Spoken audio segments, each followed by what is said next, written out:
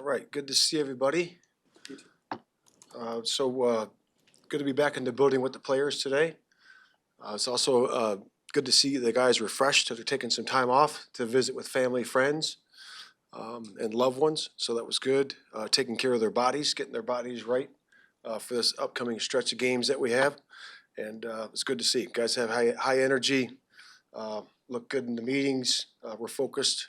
And then we just had a nice walkthrough to work on things we need to work on from the first 6 games, improvements, and then also looking forward to where we're going to go these next stack of 6 games. So that was good. With the injury report, Brisker's still going through protocol. He's got a couple more steps to go, but it looks good. Kyler, again, is working through his hamstring.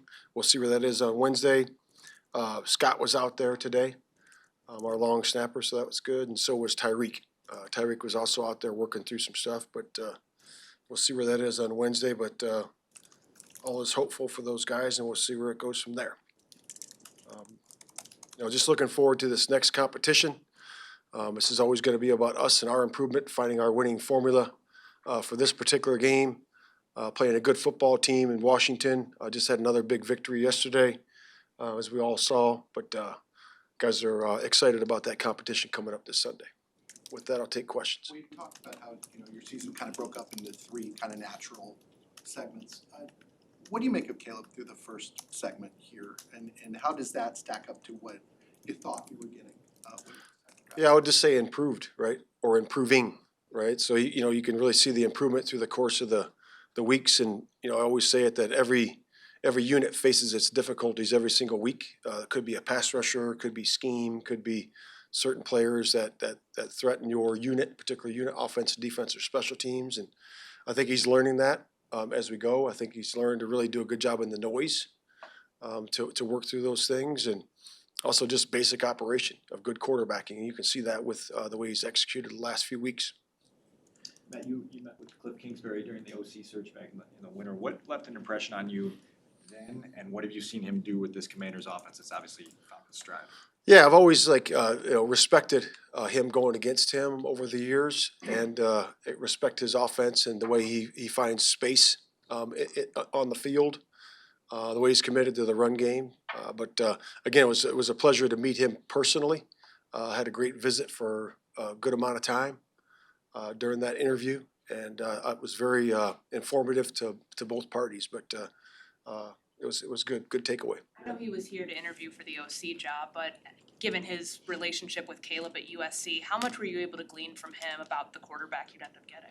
Yeah, we didn't ask too many questions about it. He just gave positive reviews for Caleb, like all the people did when we talked to him. It was much of the same, but it was more about ball. With Jaden Daniels, you have, with every one of these quarterbacks, you have kind of who they were as a prospect, what you saw, and then what you see once they get into a pro building and with pro coaches, pro teammates. Mm-hmm. What is the growth that you see from the player that you guys scouted to the player you've been watching on film this past week? Yeah, I see that the offenses are different from his college offense to the pro offense for sure. There's more reading for him in the run game than he had in college. It looked like to me. But again, they just really do a good job of enhancing and looking at his skill set, which is throwing the ball down the field. He does that really well, and he's been able to get some really good chunk plays. Their whole offense has during the course of these first games. You guys were high on and set on Caleb very early on. Did you also have Jaden Daniels marked down as this guy is clearly headed somewhere? Yeah, no question. I mean, he is a talent, big talent, and as you can see that in the first part of the game, he's got a real good future ahead of him. You could certainly see how he reads the field, how he sees, his vision, his anticipation, his accuracy, his ability to escape when he needs to, his ability to do the QB runs if they ask him to do that, athleticism, and he's a big talent.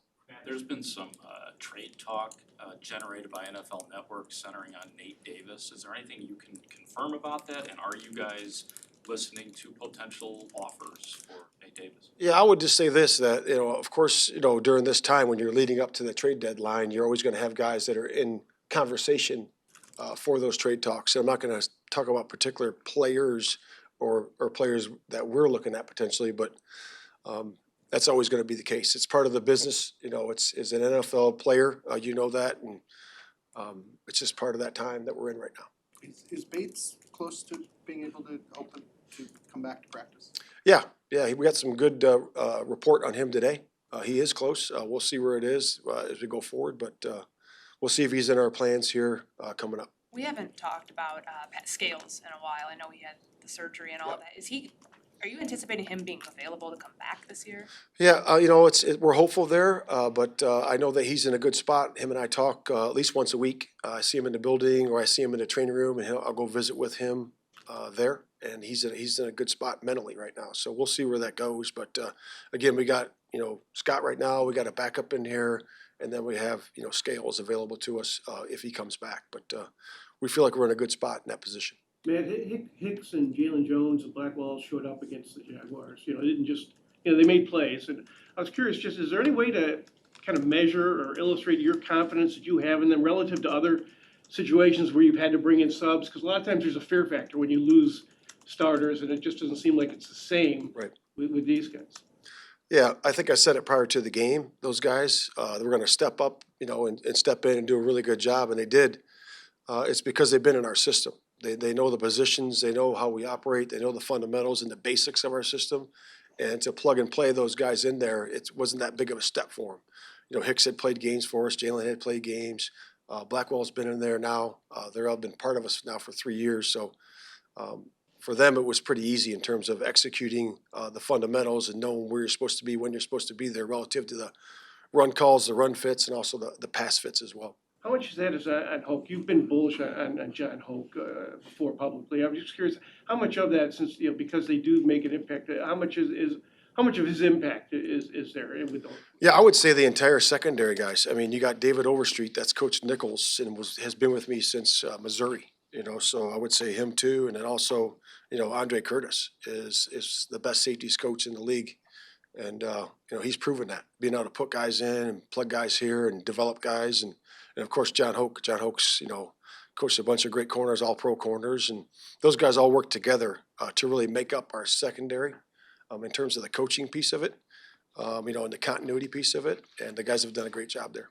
Coaches in the NFL are defined a lot by their coaching trees and the people who go on to be successful, from position coordinator to head coach. Obviously, you don't want to lose good talent when that's the case, but from your experience, what was that process like for you, going from position coach to like having people empower you along the way in those steps so you could get to where you are now? Yeah, I always say this to the players and the coaches, that if you want more responsibility, fill your bucket up and make it overfill, and then do the job with detail. And then guess what? You get another bucket, and then you get to fill that up and do the same thing. And then guess what? If you're good enough, you'll get another bucket. So just keep filling the bucket up, keep doing the job, keep having the players that play under you, you know, play at a very high level, and then things will happen. But don't go looking for it. Just keep filling buckets up, and you'll be okay. And when you and Ryan Poles are talking about the division, is it like adrenalizing because everybody's good, or is it like we're finally good and everybody else is good now? That you prefer that there was a weak link, which there doesn't seem to be. Yeah, I mean, I prefer that, you know, we focus on us. I really do, because, you know, it's going to be different every single year, and what we're doing and where we're going is the most important thing, and who we're playing this week. And, you know, we'll look up at the end and see where it is, but it's important that we focus on us and get better. You know, we know that we're playing high competition. We're playing a 5-win team this week. Everyone in our division has 5 wins right now at this point.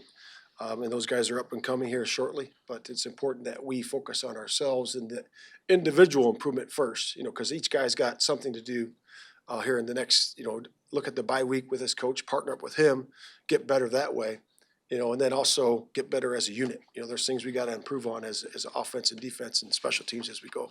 When Caleb becomes a runner, what do you appreciate about what he's been able to do? And he seems to have a good sense of getting out of harm's way too. I mean, he had that slide in the middle of the field in London where you know, it seemed like he was pretty aware that he needed to get down, and good to see that again. Yeah, he said it wasn't a slide, so I don't know. We'll have to ask him. But no, I told the team today, looking at that drive, the complementary football that we had, you know, leading up from the interception to the 3 and out to the punt to the 85-yard drive, 13 seconds on the clock left for the offense, and then coming out after the half, causing the fumble, overcoming adversity, had a big chunk play there, Swift, and then overcoming adversity there with the penalty, going from 3rd and 4 to 3rd and 9 to score. So to me, that's complementary football. That's playing as one football team. And then, to piggyback on your question, is that it's important to have a quarterback, which is why we like Caleb, is because he's accurate and a timely passer, but also has the ability to use his legs to be able to gain chunk yards when they're there. Thank you. Thank you, Matt.